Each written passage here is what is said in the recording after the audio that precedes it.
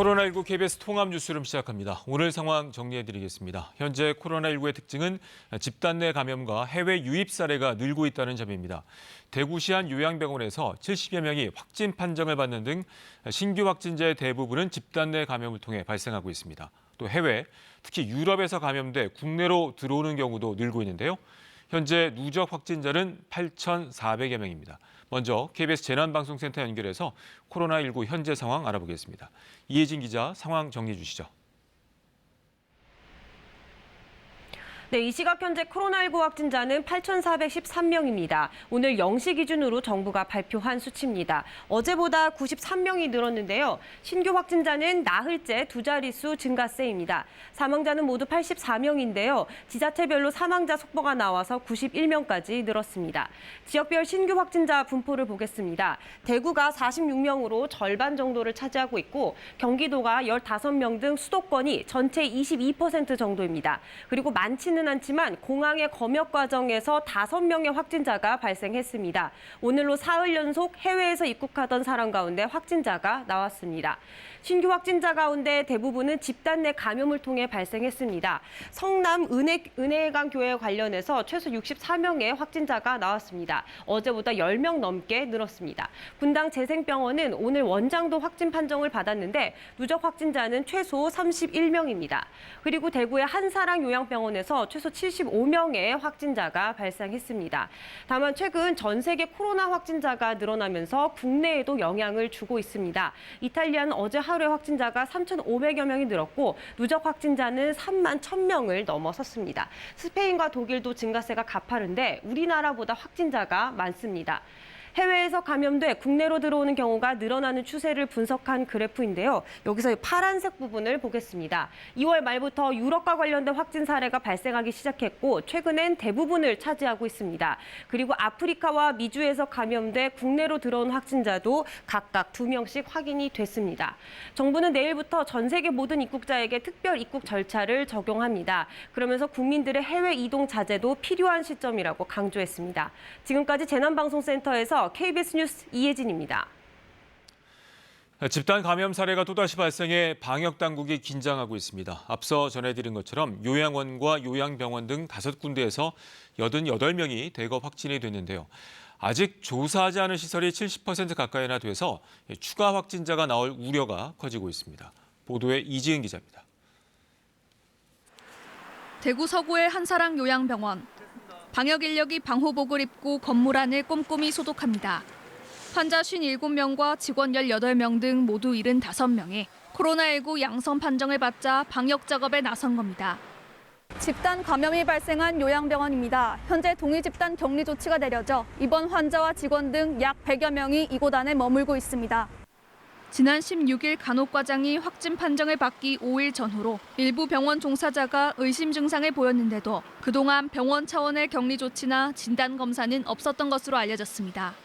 일주일 한 6일 전부터 그런 증상이 있었다 하면은 조치를 취해서 되는데 조치도 안 취하고 그래 있다가 병원에 가니까 그 사람이 병원에 가 검사를 하니까 확진자다. 대구시가 고위험 집단시설 390여 곳에 대해 전수조사하다 이번에 추가 감염을 확인한 곳은 한사랑 요양병원 외에도 4곳이 더 있습니다. 전수조사가 아직 30% 정도밖에 진행되지 않은 만큼 집단 감염 사례가 더 나올 가능성이 큽니다. 요양병원 같은 경우는 앞으로도 이러한 대규모 내지는 소규모의 집단 발병 사례가 확인이 될 거라고 봅니다. 발생하는 대로 거기에 따른 조치를 계속하면서 대구시는 고위험 집단시설 가운데 요양원과 요양병원에 대해선 이번 주 조사를 모두 끝낼 계획인 가운데 코로나19 의심 증상이 있으면 곧바로 자가격리하고 검사받을 것을 부탁했습니다. KBS 뉴스 이진입니다. 이런 가운데 폐렴 증상으로 병원 치료를 받던 17살 남학생이 닷새 만에 숨져 보건당국이 역학조사에 나섰습니다. 이 학생은 수차례 코로나19 진단검사에서 음성 판정이 나왔지만 이 마지막 검사에서 일부 양성 반응이 나왔는데요.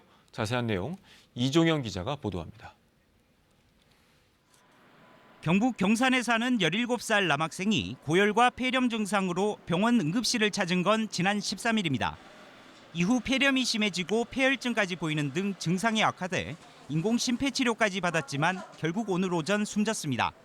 의료진은 이 학생이 병원을 찾은 이후 코로나19 감염을 의심하고 모두 7차례의 진단검사를 했습니다. 앞선 6차례의 검사에서는 모두 음성 판정이 나왔지만 어제 7번째 소변 검사에서 일부 양성 판정이 나왔습니다. 병원 측은 그러나 WHO의 코로나19 진단 기준과는 다른 유전자 발현 부위가 발견돼 판정을 보류했습니다. 일반적으로 우리가 코로나라고 이야기할 수 있는 그 이제 유전자 그쪽이 아닌 다른 쪽에서 아주 약하게 한 군데서 양성이 보여가지고 질병관리본부는 숨진 학생의 검체를 넘겨받아 정밀 분석을 진행하고 있습니다. 여러 번 검사를 해서 다 음성이 나왔지만 한두 번 정도에서 이제 어떤 유전자 검사에서 양성 소견을 보인 게 있어서 미결정으로 일단 판단을 하고 검체를 확보해서 확진 검사를 시행하고 있고 특별한 기저질환이 없던 10대 청소년이 갑자기 사망하자 방역당국도 긴장하며 최종 검사 결과를 기다리고 있습니다. KBS 뉴스 이종영입니다. 미국 상황 알아봅니다. 미국도 확산세가 지속이 되며 경제 활동이 얼어붙고 있습니다. 이에 따라 한인 상권도 직격탄을 맞고 있는데요. 이 매출은 급감하고 동양인을 대하는 시선도 곱지 않아서 이중고를 겪고 있다고 합니다. 워싱턴 서지영 특파원이 현장 취재했습니다. 예년 같았으면 벚꽃 축제를 앞두고 인파로 북적이던 수도 워싱턴 DC. 식당 문을 닫으라는 행정명령이 내려지고 재택근무가 시행되면서 인적이 끊겼습니다. 미국의 일상이 멈춰서자 여파는 한인 사회까지 번지고 있습니다. 관광객 발길이 끊긴 이 여행사의 매출은 지난해보다 90% 줄었습니다. 30년 넘게 여행업을 해온 신승철 씨. 동양인을 향한 주류 사회의 곱지 않은 시선이 영업을 더 위축시키고 있다고 말합니다. 코로나 사태로 인해서 특별하게 이제 한국 사람, 중국 사람 이런 분들은 식당에 가면은 맨 끝에 자리에서 앉히고 자기들도 서브하는데 상당한 부담을 느끼고. 인근 버지니아주는 영업 제한 조치를 하지 않았지만 벌써부터 문을 닫는 식당이 속속 늘고 있습니다. 10명 이상 모이지 말라는 백악관 가이드라인이 나오면서 식당들도 그야말로 직격탄을 맞았습니다. 예약 취소가 잇따르면서 보시다시피 이렇게 식당은 텅 비었습니다. 물건이 공급이 안 되니까 앞으로 장사도 걱정이고 손님도 수답이 되고 뭐 예약자도 캔슬이 되고 지금 업주들은 좀 엉망이에요. 지금 어떻게 대책이 없는 거예요. 코로나19 확산의 여파를 피부로 실감하기 시작한 미국. 이제 대화의 일상이 됐습니다. I'm not afraid. Are a lot of people afraid? 이민 1세대로 산전수전 겪으며 세탁소를 운영해온 은진기 씨는 지금이 9.11 테러 당시보다도 더 벼랑 끝에 내몰린 상황이라고 설명했습니다. 나로 인해서 주위에 있는 사람들이 혹시 확진 판정을 받아가지고 그런 두려운 마음이 있다 보니까 사람들이 나오지를 않으니까 전혀 그러니까 비즈니스가 안 되는 거죠. 워싱턴에서 KBS 뉴스 서지영입니다. 한편 미국 정부가 신규 비자 발급 중단이라는 입국 제한 조치를 내놨습니다. 이에 따라 주한 미국 대사관도 내일부터 정규 비자 발급 업무를 중단하기로 했는데요. 유학생 등의 타격이 불가피해 보입니다. 보도에 김경진 기자입니다. 주한 미국 대사관이 내일부터 정규 비자 발급 업무를 중단한다고 밝혔습니다. 이미 예약된 비자 면접도 모두 취소했습니다. 한국의 미국 대사관이 개설된 후 처음 있는 일입니다. 미국 국무부가 코로나19 확산을 막기 위해 여행경보 2, 3, 4단계를 발령한 모든 국가를 대상으로 신규 비자 발급을 중단하겠다고 밝힌 데 따른 조치입니다. 한국뿐 아니라 일본과 홍콩, 이탈리아, 프랑스 등에서도 비자 업무가 중단됩니다. 지난해 미국 비자를 새로 발급받은 한국인은 7만 4천여 명이었습니다. 유학생이 2만 3천여 명으로 가장 많았고 사업차 방문이 1만 4천여 명, 어학연수 등 문화교류가 1만 3천여 명으로 그 뒤를 이었습니다. 당장 학업과 취업 등을 이유로 미국 장기 체류를 준비 중인 사람들에게는 큰 불편이 예상됩니다. 가야 되는데 못 가는 학생들 입장에서 보게 되면 이제 자기 학년을 찾아가지 못하기 때문에 굉장히 많이 불안할 걸로 생각을 합니다.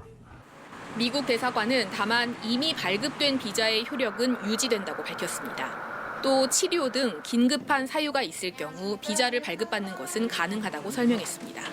특히 90일 동안 비자 없이 미국을 방문할 수 있는 이스타 프로그램은 유지된다며 여행 등 단기 방문까지 막는 건 아니라고 밝혔습니다. 미국 국무부는 코로나19 확산세가 잦아들면 비자 업무 재개 여부를 검토하겠다는 입장입니다. KBS 뉴스 김경진입니다. 4월 15일 총선을 앞두고 2주 뒤면 재외국민 투표가 시작됩니다. 하지만 코로나19 확산으로 도시 봉쇄와 이동 제한령을 실시하는 해외 국가가 늘면서 이 재외국민 투표에 비상이 걸렸습니다. 이 소식은 김민정 기자가 보도합니다. 21대 국회의원 선거 투표일은 다음 달 15일이지만 재외국민 투표는 1일부터 6일까지 실시됩니다. 하지만 코로나19 확산으로 차질이 빚어지고 있습니다. 코로나19 진원지인 중국 우한에선 투표를 할 수 없게 됐습니다. 중앙선거관리위원회는 도시 봉쇄와 이동 제한으로 인해 투표가 어렵다고 보고 재외선거 업무 중단을 결정했습니다. 투표에 필요한 물품 반입은 물론 교민들의 투표소 방문도 불가능하다고 판단한 겁니다. 다음 달 3일까지 전국에 이동 제한령이 내려진 이탈리아에서도 선거 일정 단축이 검토되고 있습니다. 투표 기간을 당초 엿새에서 이틀로 줄이는 방안인데 이마저도 이동 제한령 연장 여부가 변수입니다. 현재 선관위가 확정한 재외선거 투표소는 전 세계 119개국 205곳입니다. 투표인 수는 17만 1000여 명입니다. 하지만 프랑스와 스페인도 이동 제한령을 내리는 등 도시 봉쇄를 하는 나라가 갈수록 늘면서 재외국민 투표 차질은 불가피해 보입니다. 재외국민 투표지 국내 회송도 문제입니다.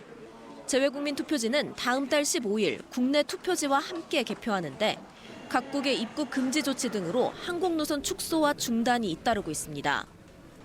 선관위는 각국의 코로나19 확산 상황 등을 고려해 오는 26일 재외국민 투표소와 투표 기간 등을 공고할 예정입니다. KBS 뉴스 김민정입니다. 서울시가 코로나19 여파로 생계가 어려워진 117만여 가구에 대해 최대 50만 원의 긴급 생활비를 지원하기로 했습니다. 긴급 생활비는 이번 달 30일부터 동주민센터를 통해 신청할 수 있습니다. 보도에 이수민 기자입니다. 서울 영등포 시장이 텅 비었습니다. 평일 오후 시간대면 장을 보러 나온 사람들로 북적거렸지만 지금은 손님보다 상인이 더 많습니다. 지난달 조사에서 소상공인 10명 중 8명은 매출액이 매우 감소했고 응답자의 절반은 매출액이 반 이상 줄었다고 답했습니다. 식당분들 좀 나오시고 나면 거의 사람이 없다고 봐야 돼요. 2달 전에는 조금 나왔는데 그래도 지금은 너무 힘들어요. 가게세도 제대로 못 낼 정도고. 이러한 영세 자영업자들이나 저소득층 근로자들이 긴급 생활비 지원 대상입니다. 중위소득 100% 이하 117만여 가구에 최대 50만 원이 지급되는데 전체 서울 시민 3분의 1이 대상에 포함됩니다. 6월 말까지 사용할 수 있는 지역사랑 상품권이나 선불카드 중 선택하면 됩니다. 생계 절벽에 맞닥뜨린 피해계층에게 포괄적이고 또 즉각적이며 그리고 현금성 직접 지원을 함으로써 당장의 가정경제 붕괴를 막고 지역경제를 활성화하는 데 서울시가 현금을 직접 풀기로 한 건 코로나19 추경이 충분치 못하다고 판단했기 때문입니다. 이 정도 규모론 현 상황을 극복하기 힘들다는 이유입니다. 재난 상황에서 저소득층과 취약계층을 중심으로 한 지원의 경우에는 소득을 유지하며 소비를 어느 정도 만들어갈 수 있기 때문에 효과가 있을 것으로 생각됩니다. 서울시의 긴급 생활비는 이달 말부터 동주민센터를 통해 신청할 수 있으며 신청 후 3, 4일 이내에 지급 여부가 결정됩니다. KBS 뉴스 이수민입니다. 미국 국립보건원 실험 결과 플라스틱이나 스테인리스 표면에서 코로나19 바이러스가 최장 3일간 생존하는 것으로 확인됐습니다. 이 소독제로 손이 자주 닿는 표면을 잘 닦아주는 게 무엇보다 중요하다는 얘기입니다. 박광식 의학 전문 기자의 설명 들어보시죠. 국내 한 확진자가 머물렀던 노래연습장을 뒤이어 방문한 사람이 추가로 확진된 바 있습니다. 마이크 등 표면이 오염된 상태에서 손을 통한 간접 접촉으로 전파됐을 가능성이 매우 높습니다. 실제로 미국 국립보건원은 코로나19 바이러스가 외부 표면에 얼마나 오래 생존하는지 직접 실험했습니다. 그 결과 포장지로 쓰이는 카드보드지 표면에선 코로나19 바이러스가 하루 정도 생존한 반면 스테인리스 스틸과 플라스틱 표면에선 최장 3일까지 살아있는 것으로 확인됐습니다. 일상생활 환경의 표면을 대표할 수 있는 여러 가지 물질, 스테인리스 스틸이나 플라스틱 같은 데 위에서 바이러스가 상대적으로 굉장히 오래 감염력을 유지하는 것으로 확인이 됐습니다. 이렇게 오염된 표면을 만진 손으로 눈, 코, 입에 갖다 대면 점막을 통해 바이러스가 전염될 수 있기 때문에 표면을 잘 소독해줘야 합니다. 방역당국은 가정용 락스나 알코올 희석액을 사용해 표면을 닦아주면 바이러스를 사멸시킬 수 있다고 조언합니다. 따라서 사람들 손이 많이 가는 손잡이나 스위치, 엘리베이터 버튼을 비롯해 화장실 변기나 수도꼭지 등을 소독액으로 잘 닦아주는 게 표면에 묻은 바이러스를 제거하는 가장 확실한 방법입니다. KBS 뉴스 박광식입니다. 코로나19 확산이 장기화되면서 신뢰할 수 없는 가짜 정보와 예방법 등이 SNS를 통해 넘쳐나고 있습니다. 효과가 없는 것을 넘어서 오히려 위험해질 수도 있는 만큼 특별히 조심하셔야겠습니다. 그 문제점을 최유경 기자가 취재했습니다. 잘못된 정보가 전염병처럼 퍼지는 이른바 인포데믹. 방역당국이 코로나19만큼 위험할 수 있다고 수차례 경고하고 있지만 치료제가 없는 상황이다 보니 가짜 정보에도 귀가 솔깃해집니다. 물 자주 마시면 좋다는 얘기 들었던 것 같아요. 씻어서 내려간다 뭐 이런 얘기가 있었는데 목걸이를 끼면은 이제 자기 주변 공간이 그 바이러스가 다 죽는다고. 그거 사라 뭐 이렇게 단톡방에서. 효과 검증이 전혀 안 된 이 같은 예방법은 인터넷과 SNS를 타고 빠르게 전파됩니다. 칸의 속에 울금이라는 한약재가 들어있습니다. 그 한약재가 우한 코로나 바이러스를 예방하는 것이 아니라 치료 효과까지 있다는 거죠. 참기름, 식초로 입을 헹궈라. 15분마다 물을 마셔라. 카레와 마늘물을 먹어라. 사우나, 운동으로 체온을 높여라. 전문가들은 모두 의학적 근거가 없다고 말합니다.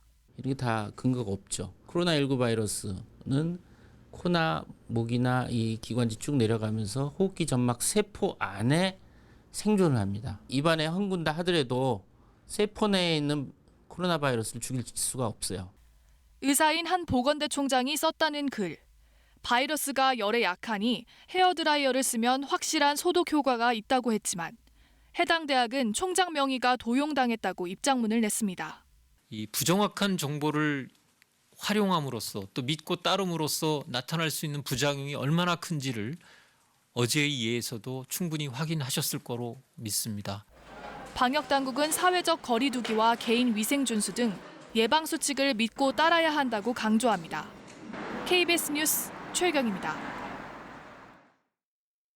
먼저 일기도부터 확인해 보겠습니다. 북쪽에 있는 저기압과 남쪽의 고기압 사이의 기압차가 아주 커질 것으로 예상되면서 태풍급의 강풍이 불어들 것으로 예상되는데요. 최대 순간 풍속은 강원 영동 지역에 시속 126km 이상이 되겠고 그 밖의 전국도 시속 90km 이상이 되겠습니다. 시설물 피해 없도록 각별히 주의를 하셔야겠습니다. 또 대기 불안정으로 곳곳에 비 소식도 나와 있는데요. 아침부터 낮 사이 5mm 안팎의 약간의 비가 내릴 것으로 예상됩니다. 아침 기온은 서울이 8도, 대전 11도, 여수 10도, 울산 10도 등으로 높게 출발하겠지만 낮 기온은 크게 오르지 못하겠습니다. 서울과 철원이 10도, 대전 14도, 부산이 18도가 되겠습니다. 강한 바람과 함께 대부분의 해상 물결이 아주 높게 일 것으로 예상되는 가운데 동해상의 물결이 최고 6m로 높게 일 것으로 예상됩니다. 금요일에 또다시 기온이 큰 폭으로 오르겠습니다. 날씨였습니다. 편안한 밤 되십시오. 코로나19 KBS 통합 뉴스를 마칩니다. 고맙습니다.